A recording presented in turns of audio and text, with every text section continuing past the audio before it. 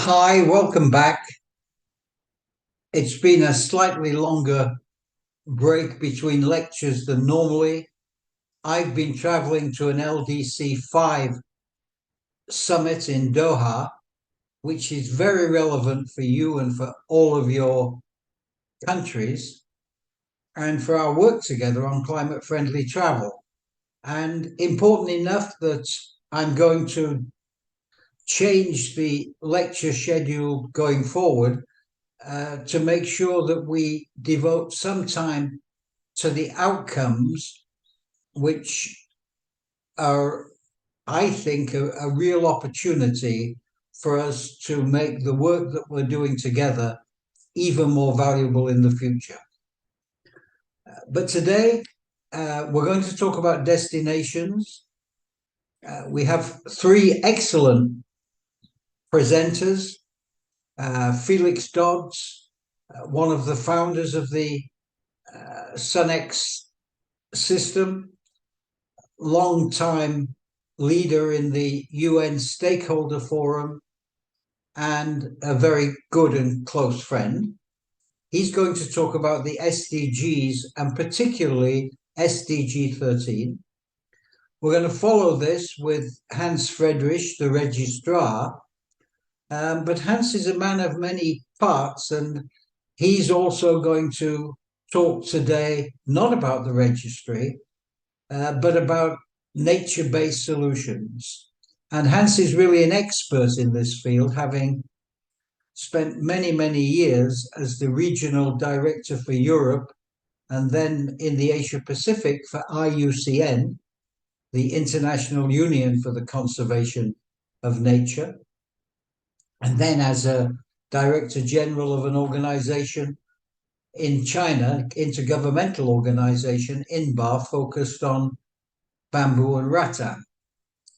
And then finally, we're going to have a slightly different kind of lecture.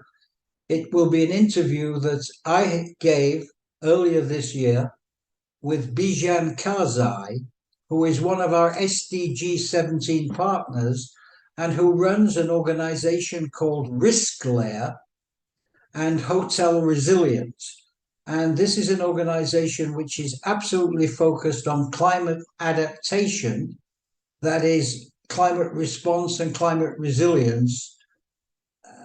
It doesn't focus on emission reduction, it focuses on how are you going to respond to the extreme weather conditions which are on us already. And that's an interview. And after that, we'll have our usual time for questions and answers. So let's start straight away with Felix. Thank you.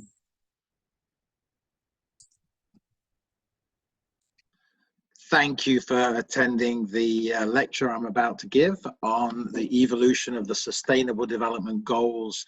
And we're going to emphasis on the SDG 13, which is, of course, the goal on climate change. I'm Felix Dodds. You heard me in a previous lecture about Morris and his engagement with the Sustainable Development process. And I'm going to take you through this through three different parts of the lecture.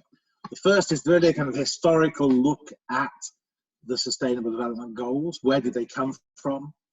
The second is a little bit more of a deep dive into the SDG 13, but also into the preparations for Glasgow for next year, for the Glasgow climate meeting. And then a little bit for yourself in case you want to engage in any of the processes. So that's what we're going to try and cover today in the next half hour.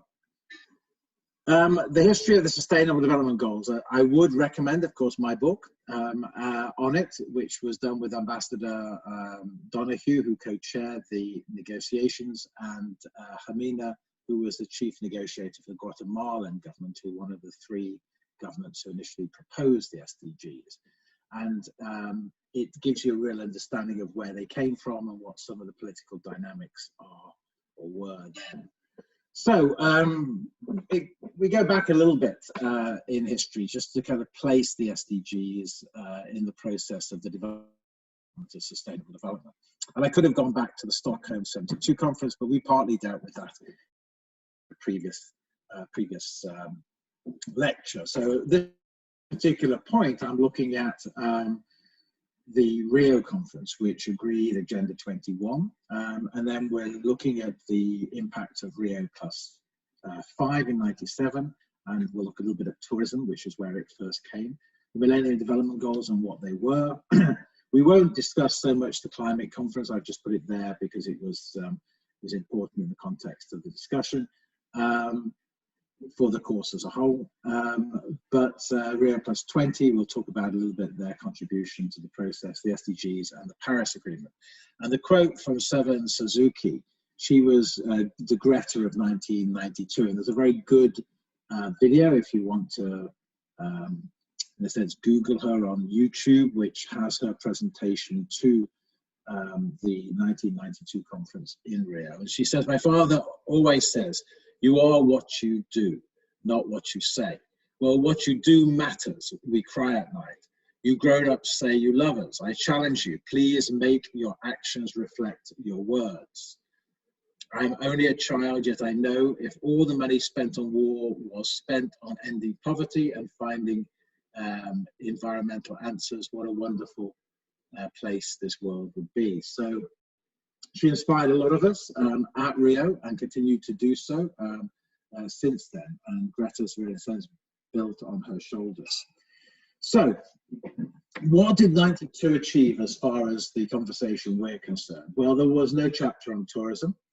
There was a chapter on atmosphere, but there wasn't a chapter on climate. No chapter on tourism. There was a discussion about whether the links between the chapter on atmosphere and the climate negotiations, which were going on at the same time, but it was felt that the Framework Convention was the place where most of the discussions on climate would go. From 1992 onwards to 97, there was a recognition that there needed to be work on tourism and the role that tourism played in sustainable development. And in 95, there was a conference in Lanzarote, a Declaration on Sustainable Tourism, which saw the creation of an Agenda 21 for travel and tourism industry. And that inspired the review in 97 to add tourism as an additional aspect of the work program that would be devised for what was the Commission on Sustainable Development, the place where each year governments reviewed their implementation of Agenda 21 and related sustainable development agreements. It was also the first place we had a chapter on energy and a chapter on transport. So it played an important role in bringing three quite clearly interrelated, climate-related chapters to Agenda 21. The first time substantively that we looked at tourism was at the 1999 Commission on Sustainable Development section. And for 2 days prior to the negotiations, we had a multi-stakeholder dialogue of trade unions, local government, NGOs, and industry on how we should address the tourism issue as far as sustainable development is concerned. The UN Department for Economic and Social Affairs did a review of that a year or two afterwards and found that 70% of the key ideas that were in that dialogue, that creative dialogue with member states, it wasn't just among those groups, found their way into the outcome document. And we set up a multi-stakeholder working group to look at financial leakages, which were at that time about 70%, moving from tourism destinations in developing countries to the developed countries. And so very creative, very important process. And then in 2002 at the World Summit on Sustainable Development, there was the first conference. It was a parallel conference to the negotiations, and it produced in Cape Town the Declaration on Sustainable Responsible Tourism. Okay, so it's not allowing me to move. Let me just try here. Okay. Yeah, I think it works for that. Yeah. So in 2000, where there'd already been the meeting of the heads of state to look at a Millennium Declaration. The Millennium Declaration did not include the Millennium Development Goals. People don't realize that. Millennium Development Goals were developed by the UN kind of built on some of the recommendations in the Millennium Declaration, but also on OECD DAC targets. And so only 8 goals, 21 quantifiable targets, and 60 indicators, all of which was done internally. There was never a member state decision. There were no stakeholders engaged in it. And it took a long while for stakeholders to accept the MDGs. There was an attempt in the World Summit on Sustainable Development to add to that, the feeling that there could perhaps be something on consumption and production, on energy, on transport, on oceans. That didn't happen. And it didn't happen because there'd been a change in the White House from Bill Clinton to George Bush, and it was not something that he favored. Sustainable development wasn't a core aspect of the new administration. But 9/11 was the main reason why we found that we couldn't advance the process. So the summit in 2002, instead of adding additional goals, it managed only one additional target, and that was on sanitation, to the SDG 7 on environment. Between 2002 and about 2010, there'd been a discussion in the academic community about in a sense, a bit like the limits to growth process that had been around the 72 Stockholm conference. And these limits to growth looked at 9 what they recognize as planetary boundaries. The amount of carbon dioxide we're putting into the atmosphere, the amount of ocean acidification, the amount of chemical pollution.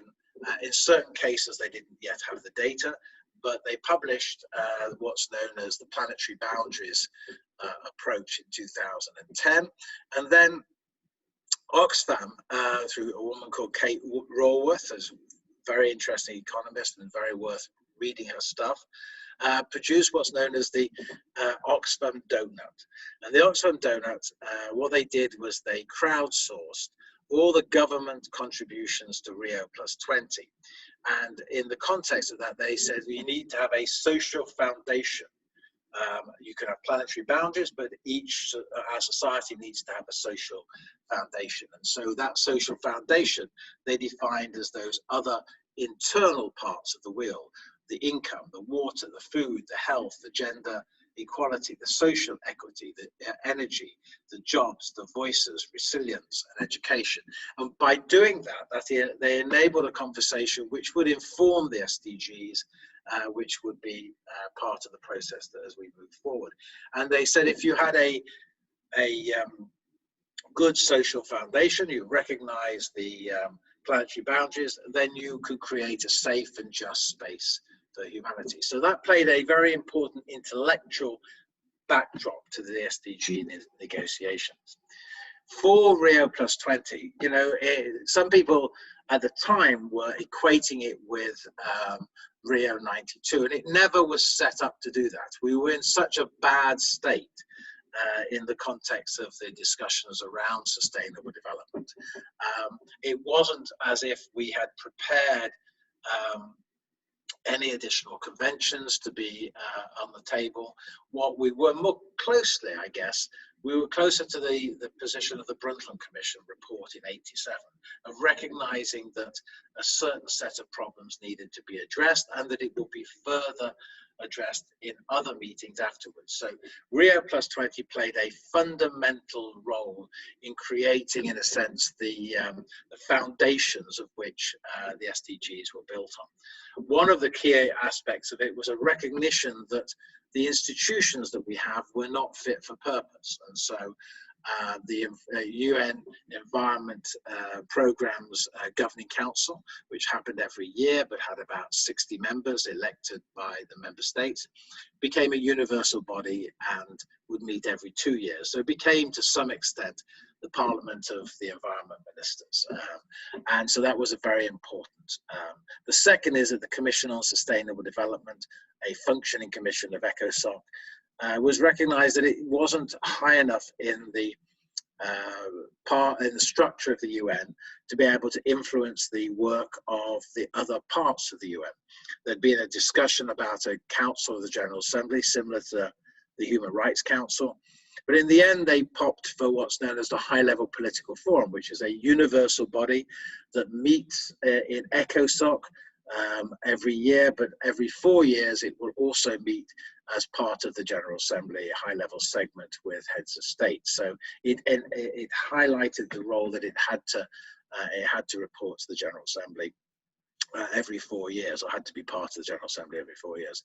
The process also set up the third Financing for Development Conference. The first one had happened in 2002 and had been set up in such a way that the Secretary General for the Johannesburg Summit on Sustainable Development and the Secretary General for the Financing Conference were the same, because it had been hoped when they originally were set up in the 1990s that the Financing for Development Conference would fund the outcomes from the Johannesburg Summit.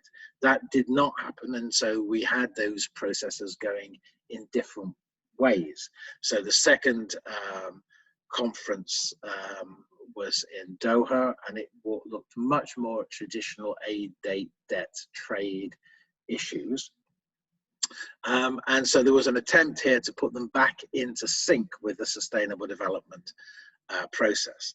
There was also, and there had been since Rio in '92, a problem on trying to do something about technology transfer. Developing countries wanted to have access to new technology, and they didn't want to have to pay the same amount as you would have in developed countries. And so they created a technology facilitation mechanism that came, it was one of the outcomes that was negotiated after the Rio conference. And then they had a commitment to the Sustainable Development Goals. So in a sense, you saw this as a very structured thing. It set up institutions, or reformed institutions. It set up processes which would take forward issues that could not be resolved there.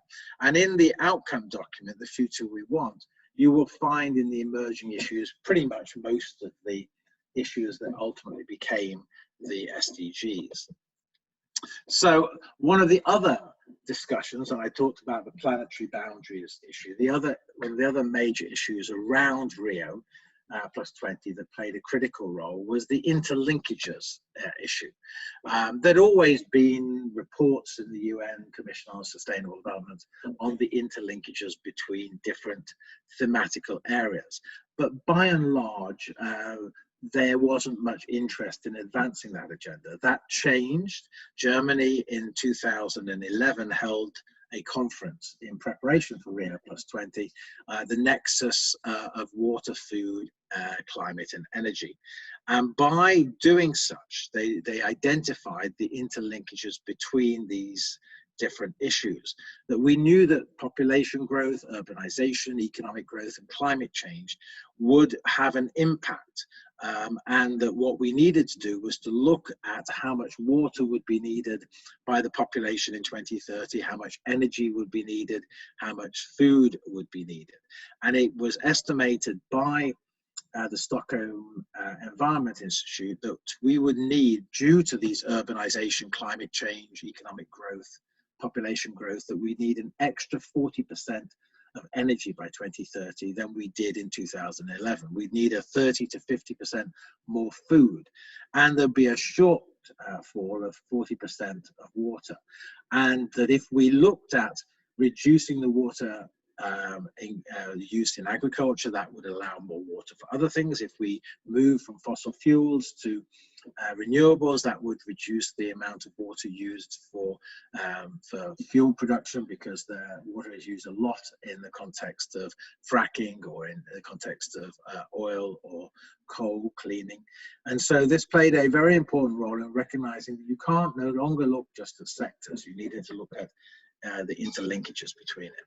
During the run-up to the SDGs, there was an online survey of what people could say were the most important issues.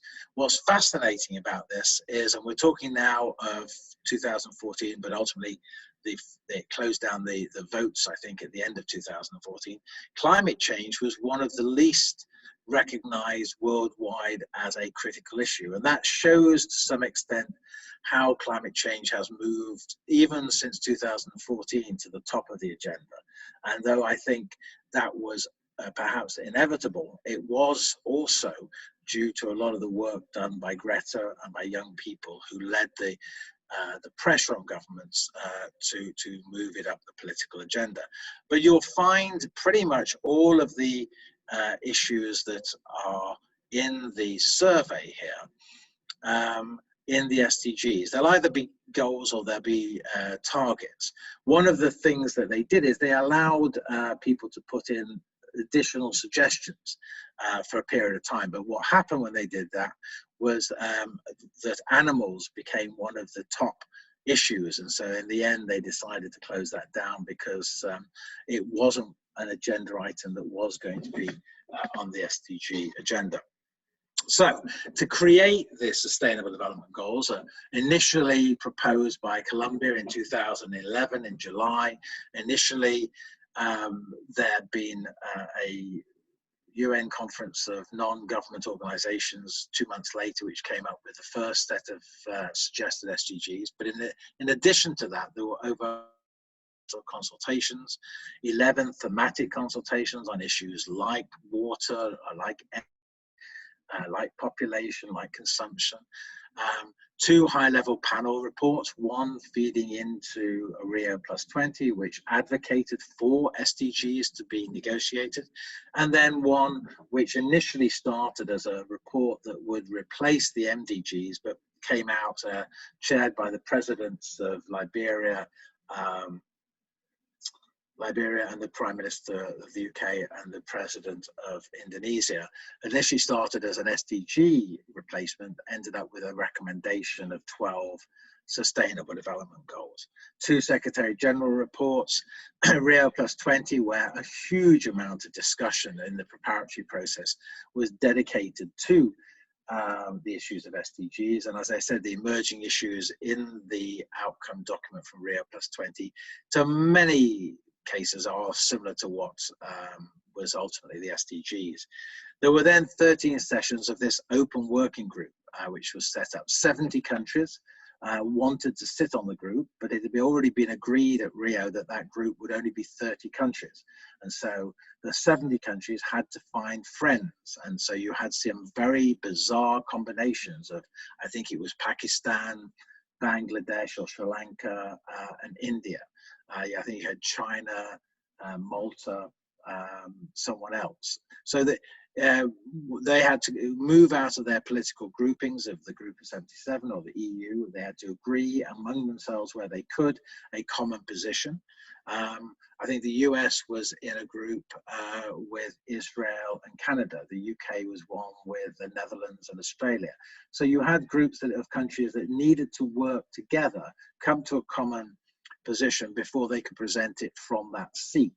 And so it opened up a whole different way of approaching it. At the end of 2014 of the Open Working Group, the SDGs and their targets were agreed, and it was agreed not to reopen those during the formal negotiations for the Agenda 2030.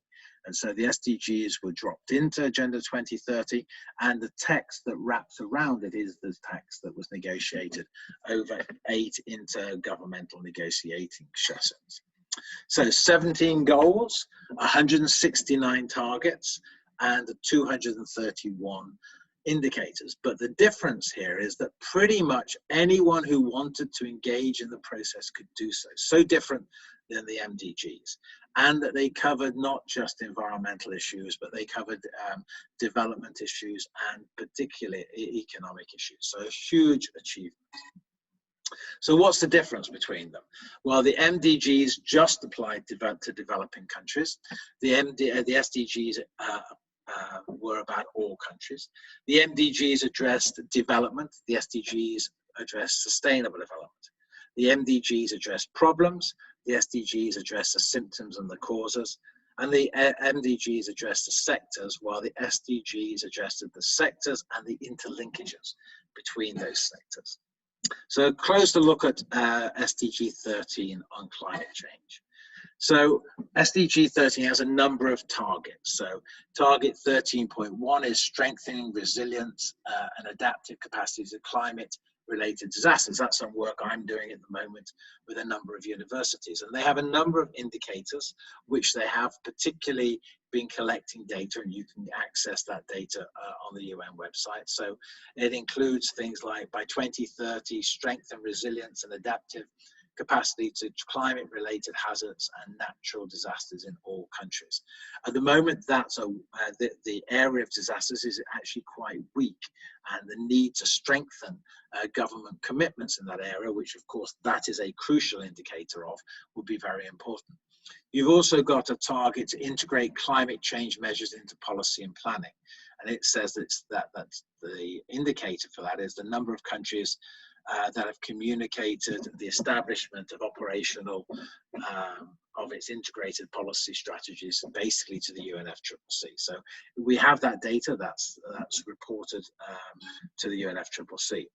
For target 13.3 is to build knowledge and capacity to meet climate change. Now, for none of those two targets have they found in data, or they have collected data, been able to collect data that they feel is something that they can show with confidence is the direction. So there's still work to be done there.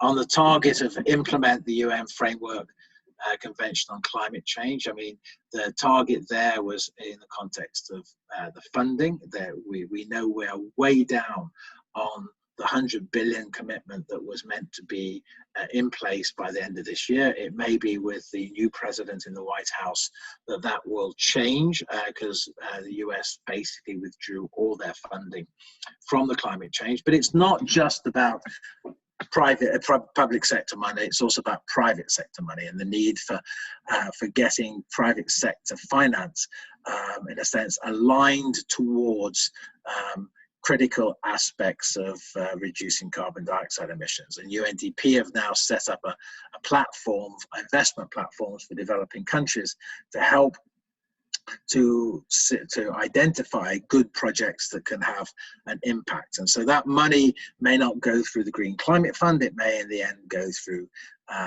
other platforms like UNDP's. And then you've got 13.B, which I think is the last one, promote mechanisms to raise capacity for planning and management. And they don't have any data for that. So there's clearly some work to be done.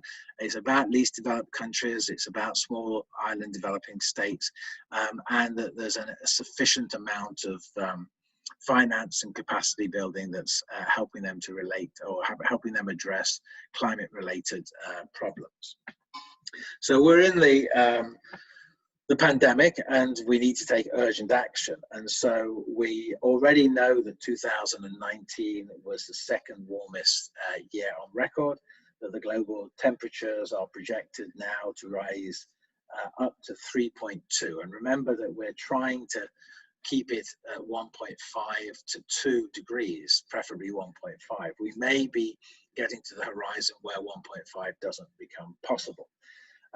COVID-19 has resulted in a reduction in greenhouse gases, but one of the best announcements that's happened in the last month was the announcement of China that it would become carbon neutral by 2060, which could amount to dropping the temperature down by 0.3 degrees centigrade. So that will be a huge impact. But at the moment, we're still above what we need to be in the context of CO2 reductions compared to where, you know, in the sense of if COVID was happening, it wasn't happening, we'd still be worse off. We also have only 85 countries that have developed their disaster risk reduction strategies, so that's not very good. And there's still investment in fossil fuels, and that needs to stop. So the opportunities around Glasgow are huge. So what will Glasgow be looking at in 2021? Well, it will revise the reporting guidelines on annual inventory. So governments tell the UNFCCC what they're doing, and that they need to have a much more transparent framework of that information coming out so it can be checked against the reality. There needs to be much more common matrix on how they calculate carbon dioxide emissions. That has been done differently in different countries. Emissions from fuel used for international aviation and maritime will be on the agenda. Land use change and forestry will be on the agenda. Market and non-market mechanisms under the convention. So as I said, private sector opportunity, there's a number of suggestions on the table for that. And where are we on the nationally determined contributions and the Green Climate Fund? So the UK government has some aims for Glasgow, and what you have there is a picture of the comic I did, Santa's Green Christmas, which you can get for download for free from Comics United Nations. All countries, they want to submit more ambitious national determined contributions, and the China one is a classic example. They hadn't given a date for carbon neutrality. They now have. Developed countries to honor the 100 billion, and so that is on the aid stuff. I don't think that will happen. I think we'll need to see more private sector finance, and seeking to agree a package on how to take forward the Paris Agreement. There are priority areas that the British government is wanting to see some work done. Clean energy, which would be very much in line with the recovery packages from COVID. Clean technology, transport, which is also about the same thing, investing in zero emission transport, looking at how you can move aviation fuel to biofuels, not biofuels where it's growing in the fields, but using waste energy as an option.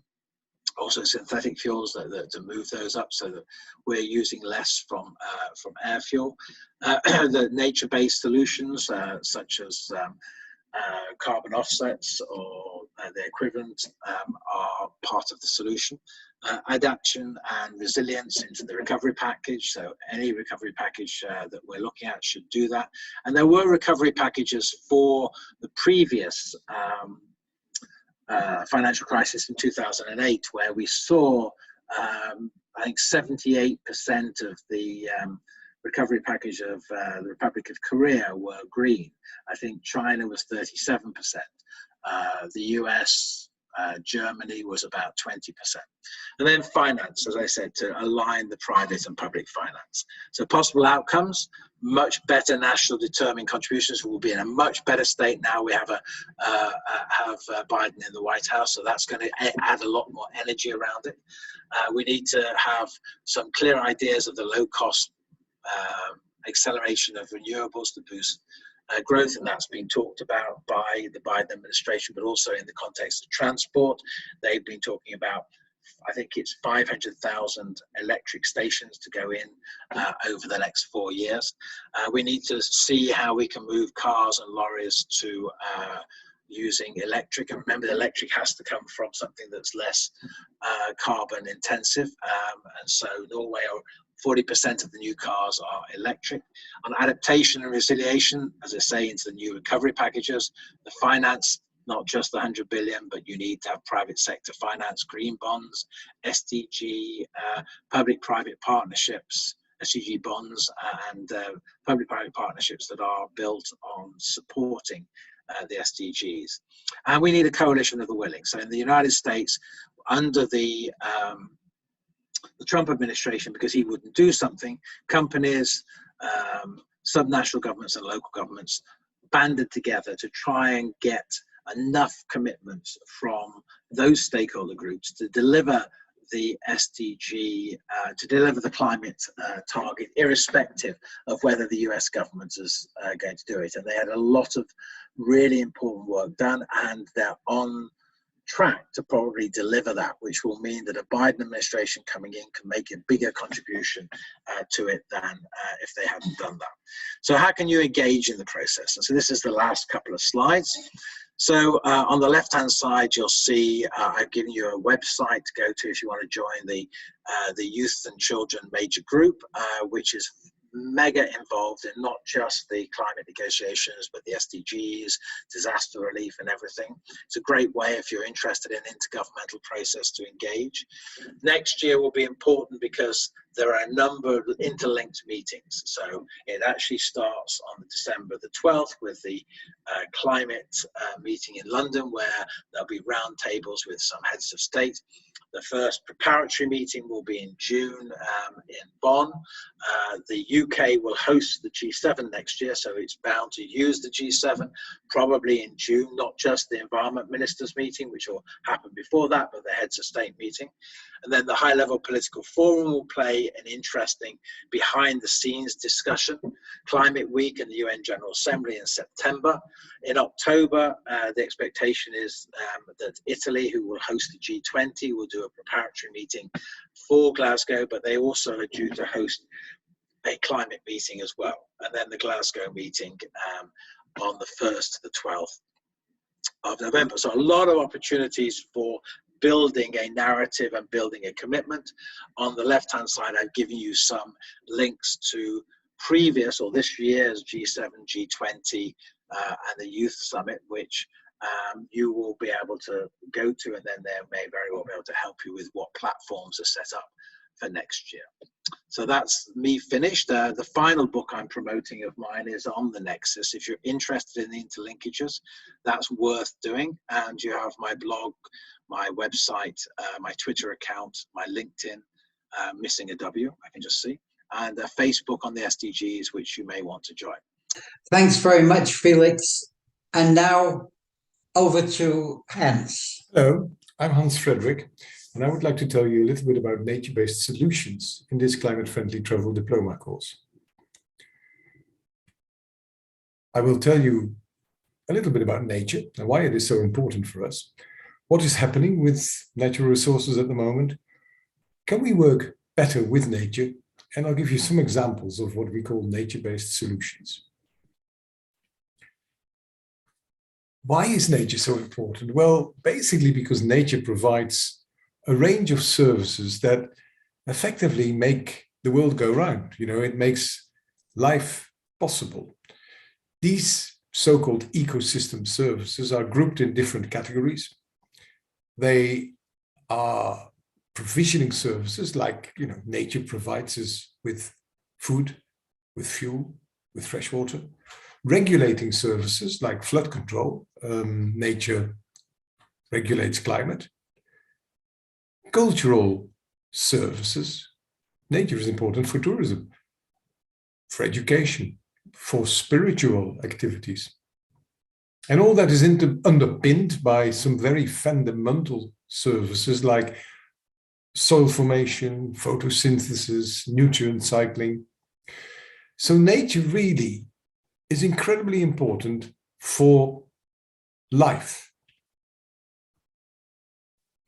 All these different aspects interact with each other, and we are part of this. You know, we are part of the global ecosystem of nature. Our influence is immense, maybe more important than anything else in nature. To give you an example, you know, we live in houses. To build houses is construction. For construction, in many cases, you need concrete. Concrete means you have to quarry for limestone. That damages the landscape and creates groundwater pollution. Tourism, the area of your interest, means in most cases flying. The elephant in the room in the whole discussion about climate change. Flying creates greenhouse gas emissions. That is the main source of climate change. And climate change itself, again, creates droughts, creates floods, and all kinds of other horrendous situations. Having a shower in the morning presumably means you need soap. Soap very often includes palm oil. Palm oil comes from plantations in Southeast Asia, and those plantations were created by deforesting, by cutting the natural forest. That cutting the forest means that the soil is drying, which in many cases was peat soil. And the drying of the soil therefore allows forest fires to occur. And the forest fires create air pollution, which in many cases created health problems. So there is that whole interaction between natural activities and human activities that is a real complex system. As a result, nature is not in a very good state. In fact, this WWF graph shows you that natural ecosystems have declined by almost 50%. You know, animals on land have gone down by 38%. We have 36% fewer animals in the sea. Amphibians and other freshwater animals have gone down by 81%. So really, we are losing our species, we're losing nature. And there are many reasons for that. 4 very important reasons. The first one being the changes in land use. We are losing nature because we are building houses, we're creating cities. This is an example of Kenya. It's the Nairobi National Park. And behind it, you see the city of Nairobi slowly encroaching into this natural system. Another reason is exploitation. You know, the use of natural resources, cutting forests for firewood and other reasons, but also mining, exploitation of other natural resources. I use the word exploitation because it is not sustainable. You know, this is using natural resources without thinking how we can maintain that system. A third reason is pollution. This is a beach in Hawaii, but unfortunately, it is not the only beach where there is pollution. And it's not just beach pollution. There's pollution on land, in the sea, in the rivers, in air pollution. So pollution is a big, big problem for nature, for the loss of nature. And the fourth reason is invasive species. You might not believe it, but this is Lake Victoria.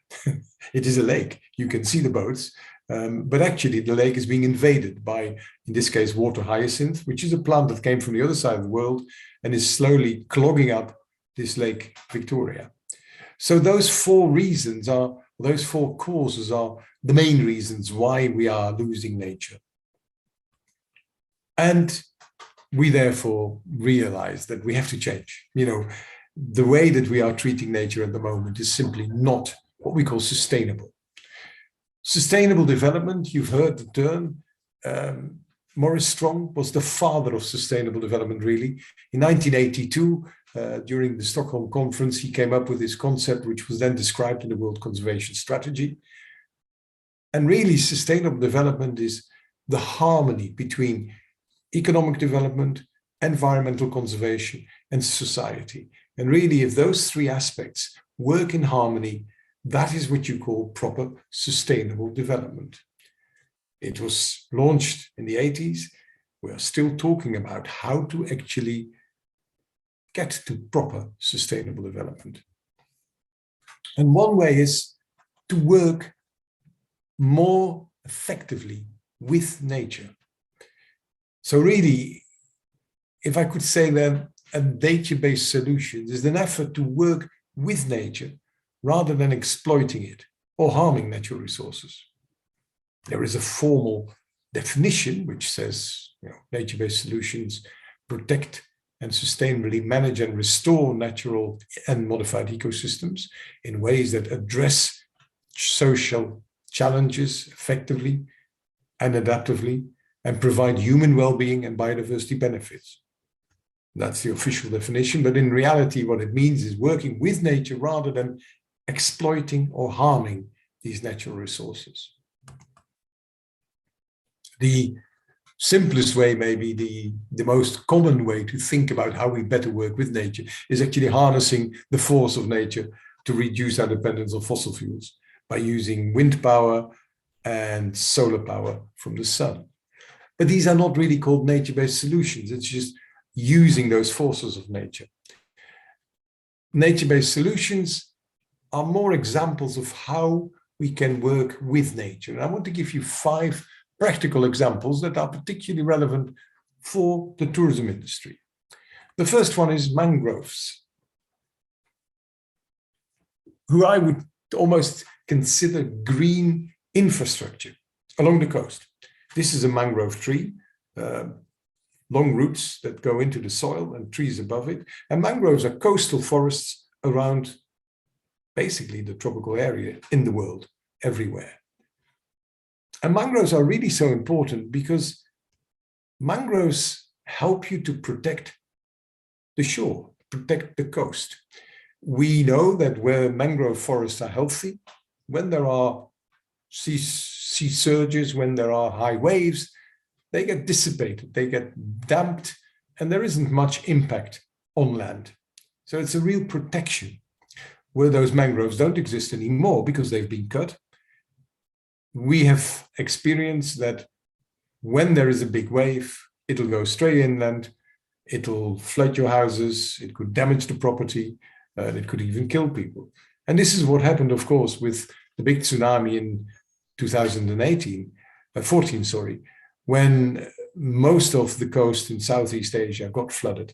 This is a picture of Thailand, and as you can see, it's a hotel. You know, this is a tourism infrastructure that got completely destroyed almost by the waves that came in because the coast is no longer protected. It's not just the protection of the coast, though, that makes mangrove so important. There are multiple benefits. Apart from the fact that it protects, you know, lots of people from coastal flooding, they also contribute some 50 billion per year to local communities for fisheries and forestry and basically community management activities. So combined, mangroves basically create 10 times more benefits than they would actually cost to maintain and to restore. In addition, mangroves also are a very effective natural carbon storage. In fact, it's estimated at the moment that a mangrove forest is almost as effective and maybe even more effective than tropical forests, and certainly more effective than forests in the temperate zones. So mangroves are important also for tourism. I mean, this is actually my wife in a canoe in Thailand, where we were visiting the mangrove forest in southern Thailand.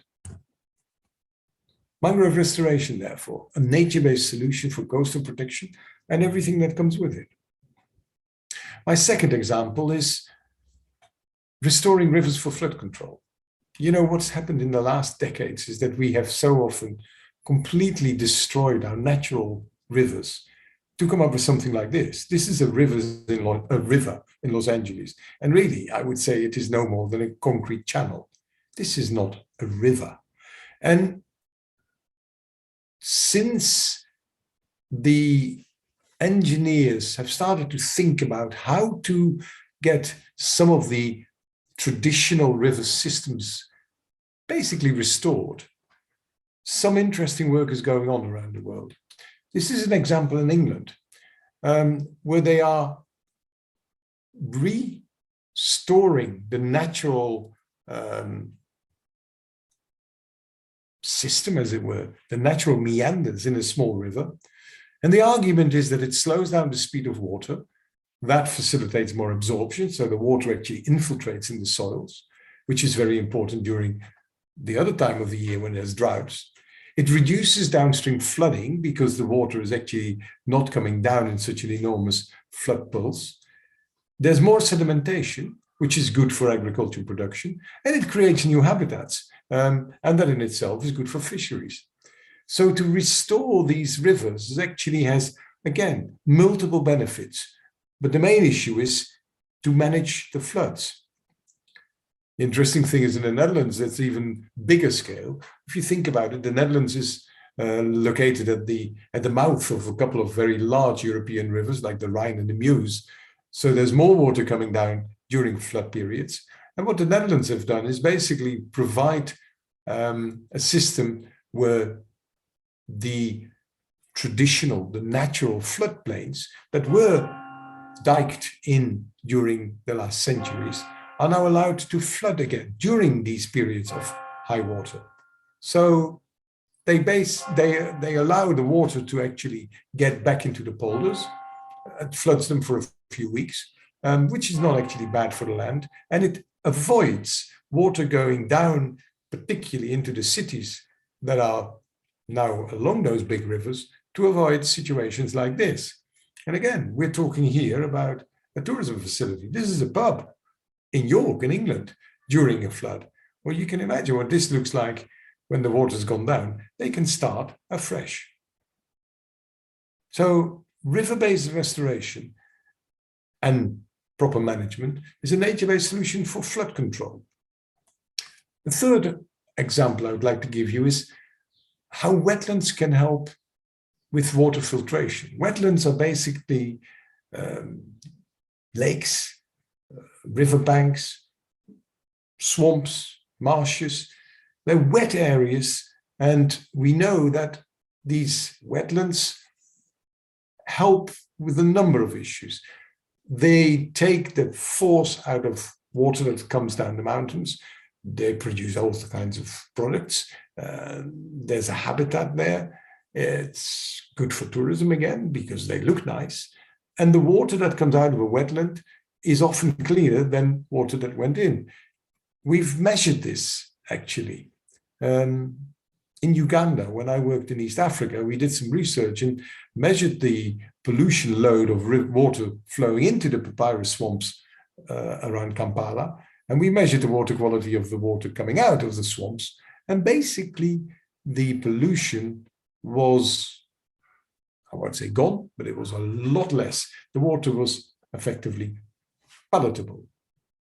So this concept of water filtration from wetlands has now resulted in the fact that engineers are building what they call engineered constructed wetlands. They create ponds, swamps with vegetation to copy the processes that occur in natural wetlands, but it's a bit more controlled. And this is no longer just research. It's actually happening. This is an example in the UK where a Rivers Trust has created a system of ponds, and polluted water goes through these ponds, and at the end it flows back into the natural river pretty well clean. It's also being done throughout the world for tourist facilities. This is a list of hotels and restaurants that are using constructed wetlands in many countries in the world, from a report in 2010. So that actually this idea of constructing a wetland around your hotel, around your facility to help with cleaning up your wastewater is a very practical and realistic way of working with nature. Basically, a nature-based solution for wastewater treatment.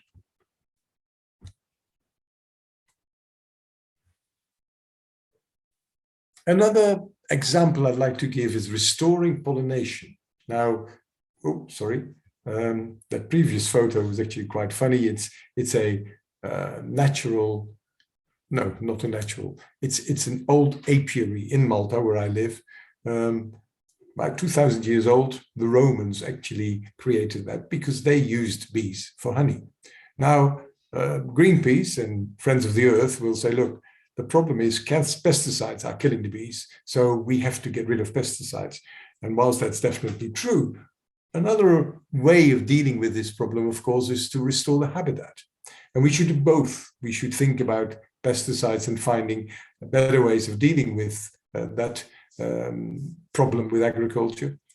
But restoring the habitat is another way. And this is what can be done by basically creating gardens, an interesting garden here with a hotel in the UK, but also by constructing what we call green roofs with flowers on them. On the left, you see a restaurant in France, and the roof is simply a meadow. The other one is a hotel in New York. You might be surprised to see Hilton Hotel in New York that is planted vegetation, flowers on its roof. And the argument is it creates a habitat for pollinators and for birds, but it also helps with insulation and therefore with energy savings. It allows, in some cases, for the production of vegetables and fruits. So some hotels actually grow their vegetables on the roof. And of course, it looks nice. So it provides an area of relaxation for your guests. And therefore is an opportunity to get more tourists in your property. So a nature-based solution to support food production with added benefits. And last but certainly not least, I want to talk about bamboo as a natural carbon sink. And I would like to specifically tackle bamboo because there's a lot of discussion about planting trees, reforestation, afforestation, planting trees to absorb carbon, which of course is very good indeed. The problem is trees take a long time to grow to maturity. Bamboos are not trees. All bamboos are grass species and they grow very fast. So bamboos are actually more effective than trees in some ways. When you cut the bamboo, the roots stay healthy and new shoots appear during the next growing season. So also you don't have the added complication that when you cut a tree, you have to replant a new one. Bamboos basically stay healthy. They're therefore very effective in sequestering carbon. Some people argue they are more effective than many tree species. And of course, when you use the bamboo to make furniture or building materials, the carbon is locked in. So it's a very effective way to actually sequester carbon. Now, bamboo grows around the world. There's about 1,600 different species, particularly in the tropics. As you see, there is no natural bamboo in Europe, but we are planting bamboo. There's a company, Bamboo Logic, that I'm involved with, that's planting bamboo in Portugal. And you can see here, in the front is a bamboo forest. The back is basically, well, I won't say traditional, but it's olive trees. And there's an awful lot you can do with bamboo. Once you cut it, I mean, this is a restaurant in Vietnam, made from bamboo, with all the furniture from bamboo as well. And of course, the other one is some utensils made from bamboo. So managing and planting bamboo is a very nature-based solution for carbon sequestration. So I've given you some idea, I hope, explained a little bit why nature is so important and why it is essential for a thriving society. Natural resources are under threat and we need to protect them and restore them where we can.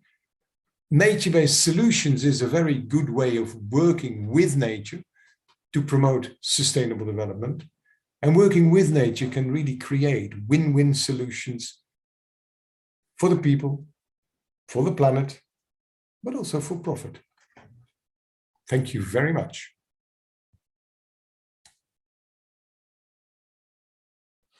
Hi, Bijan. It's good to see you, as always. Good to be with you, Jeffrey.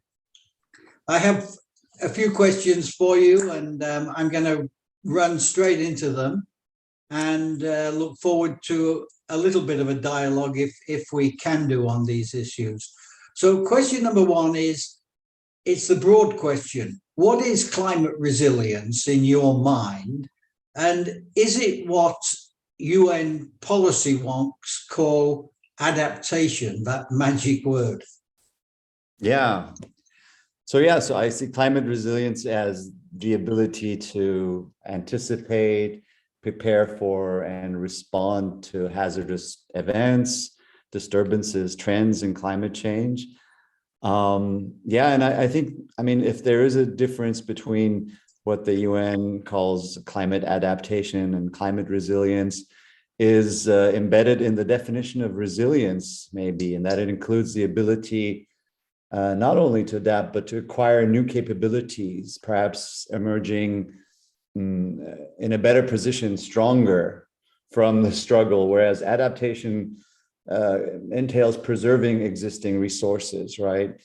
So in you go with the flow, so to speak. Yes, yeah. So in resilience, you might focus more on this transformative capabilities to bounce forward and not just withstanding the shock to bounce back to initial conditions, because maybe those initial conditions were not. So could it equate also to what people are now referring to as regenerative? Yes, I mean, all those terms have their own background and context, and resilience is a very plastic term that's stretched to all kinds of contexts as well. But I think, whatever we call it, adaptation, regeneration, resilience, in terms of climate, this notion of acquiring new capabilities, transforming in the face of a very changing, very dynamic conditions is key. Okay, that's good. And Yeah. and now perhaps you could say a little bit about how your risk layer and hotel resilience, because I know your biggest focus and most successful area is with hotels. Perhaps you can explain a little bit how the platform works.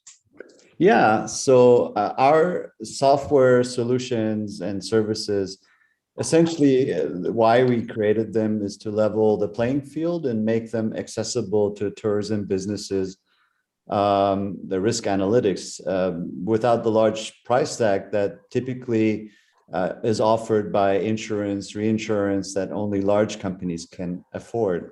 So our vision in that sense is to transform how tourism businesses build climate resiliency by firstly providing them with software supported property level assessments of their risk, and not just risk, also their resilience and preparedness levels. And in this way, really, we want to make that information available to as large a market as possible of independent hotels who don't have corporate headquarters behind them, and other types of tourism businesses, even as we move beyond hotels. So what kind of risks are you talking about, Bijan, and where do you get the data from for this kind of stuff? Yeah, I mean, so when you're talking about acute waves like heat waves, heavy downpours, hurricanes, wildfires, that become more and more frequent and intense as climate changes. But also so it's extreme weather created events, you would say. Exactly. But also chronic events like sea level rise. We also are getting into metrics like worsening air quality, population change. We're looking at biodiversity. So not just limiting ourselves to hazards, but also various types of different risks emerging from changing climate. Okay. Yeah. And where do you get the data from for that kind of stuff? Well, behind our analytics are proprietary algorithms that RiskLayer has. So we've been in the business of modeling risk for many years now. So we have weather and non-weather related perils that we model on a global level. There's also a database which has been developed, CatDat is its name, continuously since 2003 into the world's largest, most detailed historical catastrophe loss database that's been used in validating all of our models empirically. And who puts that together, Bijan? Is that a government database? Is it a sort of cooperative database, or it's a database university? Has started even before the Center for Disaster Management, continued its development through the university, the Karlsruhe Institute of Technology Center for Disaster Management. And the person who's behind it and has spearheaded it is James Daniel, who has, as I said, been continuously developing it since 2003. But it's been cited by BBC, by the New York Times, various Scientific America, and Nature. So it's an established database that's been used in validating these types of models. And I guess you also look at stuff like the NOAA stuff from the USA, Copernicus satellite tracking, and all this kind of stuff. Sure. I mean, that what I mentioned is a loss database, but of course, in building hazard models, you look at all sorts of different input that would come from NOAA. Lots of this data is open. We essentially use open models. We add to it our own vulnerability models, and yeah, we have software then to create models of risk at very high resolution. Okay, and now a last question, and more about the relationship that we're building together with Sunex Malta and our SDG 17 collaboration, where you have kindly agreed that you will be producing for all the people who register their ambitions a kind of a free first go analysis of where people stand. Would you just like to might, in closing, talk a little bit about how you see that evolving. Yeah, I'd love to. And maybe just before I answer that, just provide a little bit of context. Why would a hotel or a tourism business be interested in these types of analytics, right? So for one, I feel tourism businesses are being requested increasingly to disclose their climate risks by investors and insurers. So there's already market forces behind this, which are only getting stronger with time. And especially those needing to reschedule debt repayment plans as the consequences of COVID, investors are looking for transparent disclosure of climate risks. The other big reason I feel companies are interested in these solutions are that without risks, you don't know where to start and where to prioritize various climate mitigation adaptation strategies without understanding and knowing your risks. So we're providing tourism businesses with an assessment, a free assessment of their baseline risk, as well as a go-to library of risk-based solutions, such as, how to create a climate resilience plan, investment strategies that look at costs and benefits of different climate resiliency strategies, and so forth. So yeah, and I guess the other side of this is that pretty soon in many places there's going to be regulations which cover this kind of stuff, particularly, for example, in the EU, where they're focused like hell on this issue. Absolutely. Yes, absolutely. Yeah, and we're very happy to be involved in our SDG 17 partnership with SunX, because you're looking at climate friendly travel, and I feel we're very much aligned in the same vision. I see it as two sides of the coin. What is your impact on the climate? What's the climate's impact on you? Yeah. And through our baseline assessments that we agreed that we'd provide for free, would essentially be baseline audits that look at anything that, from site conditions to the accommodations building vulnerability, and checks against all the systems and management protocols in place or not in place, and sees how resilient that property is. But it also produces accompanied gap analysis with suggestions on where you might make improvements. Wow. Yeah. So that's so you're going to keep being a partner with us, because I like what you've just said. Yeah, no, I feel that, this is all about, I feel that our partnership can contribute positively towards providing tourism, not just with a way to declare that they're climate resilient or climate friendly, but also for meaningful ways of assessing and communicating those short, mid, and long-term solutions. And then from my perspective, and this is a great place for us to finish, to act on it, because what I'm reading from all of the IPCC data is we only have a few years to make these changes. Otherwise, the extreme weather is going to just intensify. And so the kind of thing that we hope to do together is to help tourism businesses and tourism communities to prepare for this in their own way, according to their own situation. Exactly. And you mentioned tourism communities, and I'd just add here that, while we started with the accommodation sector through the Hotel Resilient platform, that's not where we're stopping. Our solutions will engage the entire tourism supply chain and focus on communities at a destination scale, which is what I know is also aligned with your whole vision. That's great. Well, I'd like to thank you for that, Bijan. I'm really happy that we found each other in the metaverse somewhere and that we put together an agreement. And I'm looking forward to working with you to help make the system better. Same here. Thank you very much, Jeffrey. Take care. Thank you.